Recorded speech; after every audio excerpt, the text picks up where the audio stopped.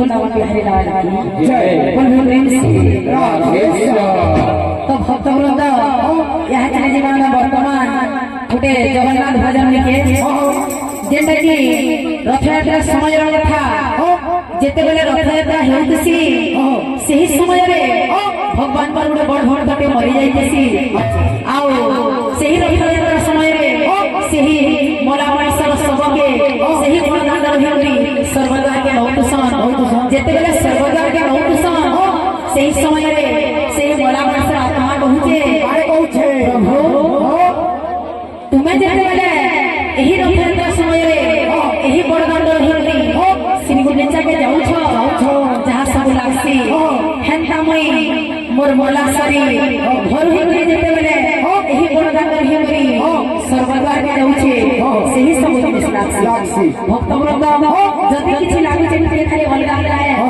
सही सब जिनिस लागुचे तो जीवन में सही भय भय के बोले प्रेम से राधे श्याम।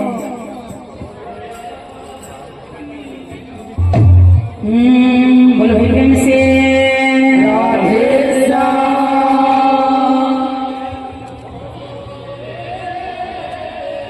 तो अगर किछि धोबा मो अगर किछि धोबा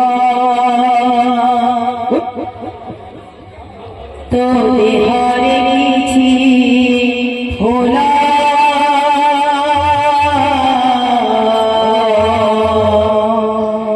मो देहर किछि होला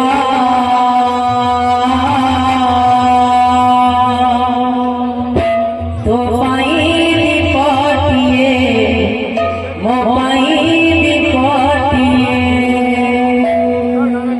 तो बेकारे मानटिए मो बेकारे मानटिए तू बड़ा मो बड़ा लागे तो तेरी मोते वही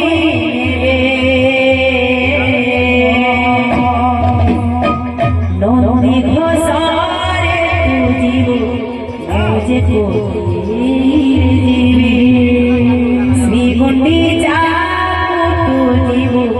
मुझे स्वर्ग द्वार जीवी